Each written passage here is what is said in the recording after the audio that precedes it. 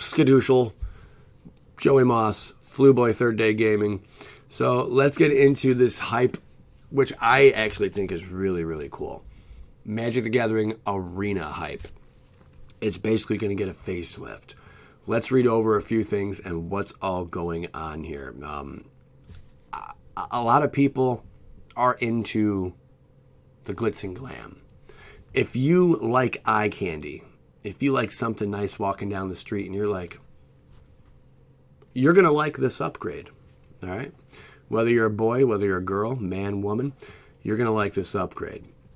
Let's get into it. So, playing with style. Card styles, card sleeves, avatars.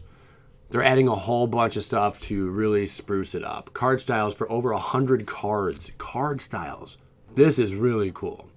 We're not just going to be looking at the same plain Jane looking appearances on cards. And I'm going to share with you in just a minute what these new card faces are actually going to look like. It is insanity. Over 100 cards spread across, card rarities and sets, sleeves for each color of mana, and more. I think this all started with a lot of the excitement, and there's more than just this as well. It all started with the excitement of like full art lands. If we go back, full art lands hit the scene. Everyone's like, "Wow, look at that, man! Innistrad full art land." Even before Innistrad, before all that stuff, there was just some very was it Innistrad with the first full art land? I don't know, but just way back in the day with the unsets and stuff, And they introduced these full art things, and it just really, it caught us all off guard, and it just looked really impressive. Well, that's kind of what they're doing now. So it says, first off, we're by no means finished with 6 sets currently in MTG Arena. There is some catch-up work to do, and we'll be adding a 7th in just a few weeks with the release of War of the Spark. Oh, yes, we are all looking forward to that. I got another video coming up, too, about that. So if there is something you'd like to see, let them know. That's also a big thing. They're in beta, so they're open to suggestions. If you have a suggestion, something huge you want to share with them, by all means, go ahead and do it. Let's take a look at what one of these card styles looks like. Now, there's more to this video than just these card styles, but here's one of the updates here. Get a load of that. That is fun to look at. It's almost like a foil for the Arena. It's like a foil version for Arena. I think that's a pretty darn good argument right there. Sulfur Falls. It's just one of your cards, whatever have you. Yeah, all right. But what else? There's also more stuff here. Card styles allow you to change how the front of your card looks. This update's adding a style unique to Arena that combines stuff of that nature, a parallax effect with extended artwork showcased above with Sulfur Falls.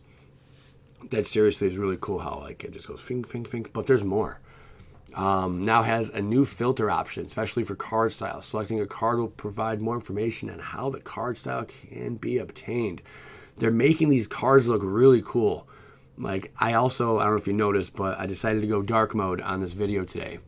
Just to throw in a different appearance. That's right. But that's what they're basically doing with the Magic cards, is they're using like this dark mode appearance to the cards.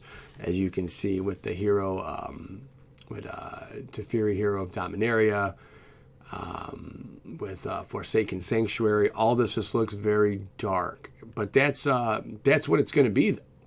That's what it's going to be.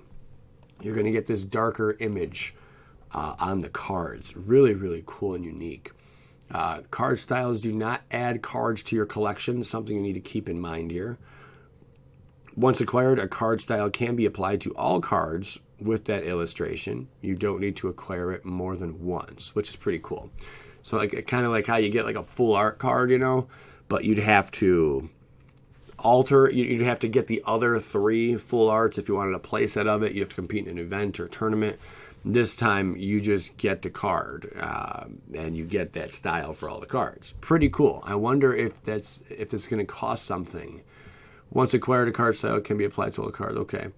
Card styles are based on the card's illustration. This means that if a card shares an illustration across sets, luminous bonds, once you've unlocked the card set, it will apply to all cards in your collection with that illustration. That is pretty sweet sauce, I must say. It is possible to acquire card styles for cards you do not have in your collection. If this happens, you will be able to apply the style once you have a card in your collection. You won't have to reacquire the style. Applying a card style is optional, so you can keep your classic look. I would like to know, would you guys prefer the classic look, or would you prefer some more interesting card styles and looks, you know? That's not all, though. Let's get into the next portion of this video. The next portion of this video is card sleeves. Card sleeves. Get a load of this. So I'm sure there's going to be endless amounts of this. But you can now pick your favorite guild, you know, your clan, whatever have you, your gang, you know, your hood, your set, your clique, you dig. You can pick whatever you want. And you can include it on the backs of the cards. So you're not just now looking at the normal basic Magic the Gathering back, which for people like myself who grew up in the 90s playing Magic, I do appreciate. But I also like variety. That's the kind of person Joey Moss is. I don't know if you guys like variety also, but a little bit of variety, you know, can spruce up your day. And having these card sleeves is just something normal. All of us play with card sleeves when we take our expensive decks out into the tournaments, the public, and what have you.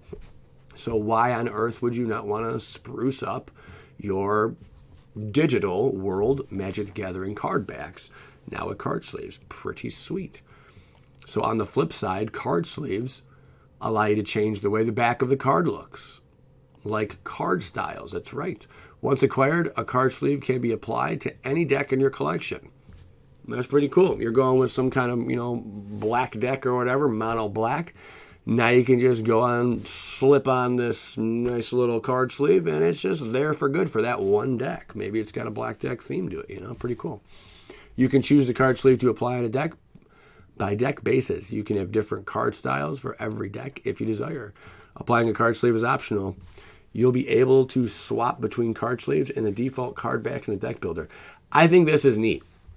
And I wonder if they'll at some point allow you to make your own custom, import your own custom card sleeve. I don't know why they wouldn't do that. I guess things could get a little awkward. You know, you can import some weird stuff down there. Yeah, I know I would. I'd be importing some weird things. Avatars, last but not least. Now this one's cool as well. And actually, there's more than just the avatars. There is more after the avatar session. We'll get into Spark in a second.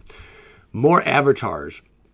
They'll work just like avatars currently do, only now there are more of them. Before you ask, we're not removing any of the avatars that are currently available. They're going to add a whole slew of new avatars. How many of you would like to see a Joey Moss maybe doing like something like this? Like, you know, I would love to have that as my avatar.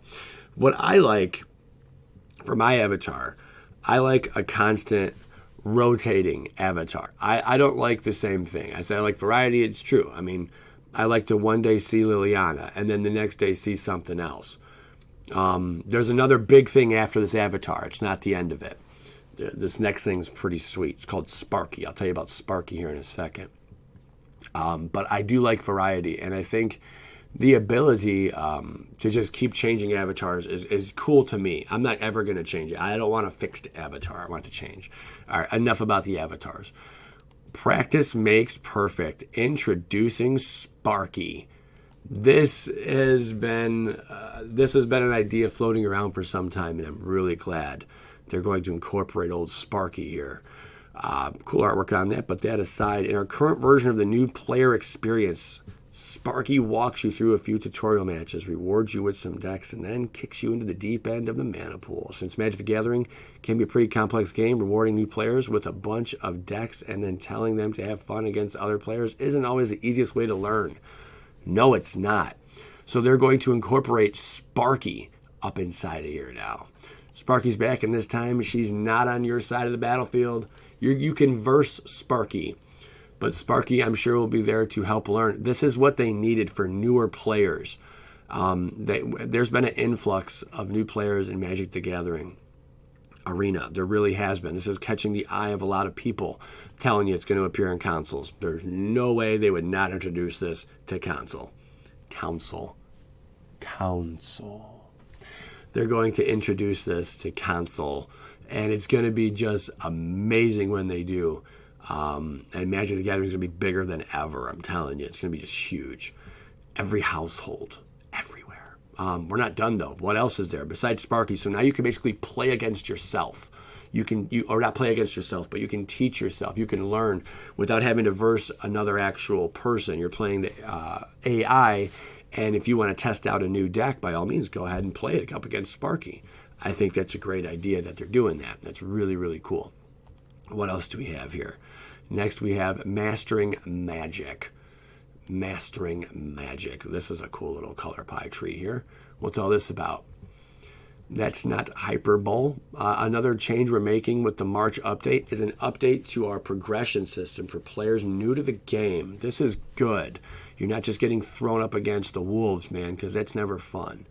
Players starting off in MTG Arena will now earn experience when they play, and each level will unlock new rewards, including gold, deck upgrades, and more. Part of this new progression system includes a mastery tree, allowing players to gradually learn about the 5 colors of mana and how each type of deck plays. This is so good because for a brand new player, you don't know much about Magic the Gathering. You really, really don't. And this just introduces you to Magic the Gathering one step at a time without just throwing you, again, to the wolves. Players to gradually learn about the 5 colors and types of decks. Really, really cool. There's the mastery tree there. Players can skip the tour if they wish to unlock all the different play QUs,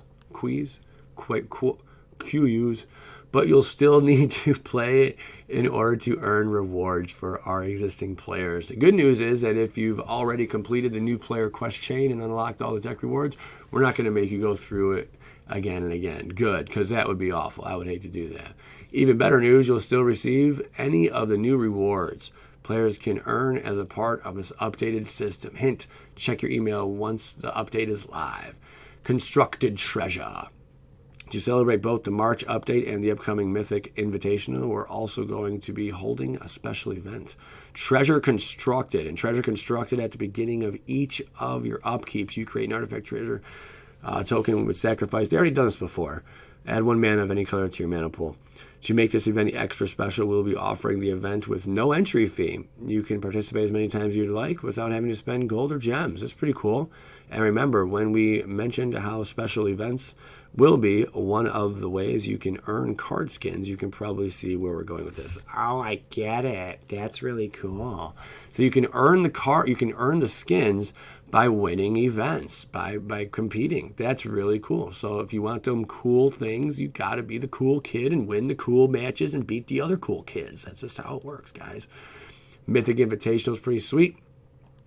That covers all the major news. March 27th, there's going to be some maintenance going on. The $1 million prize pool, Mythic Invitational.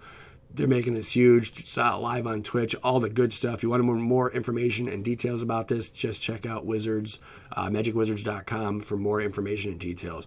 What do you guys think? Is this a good thing they're doing? Do you like the new approach? Do you like the new skins? Do you like the mastery tree?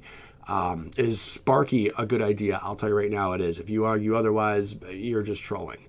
Someone's going to say that they're going to argue otherwise.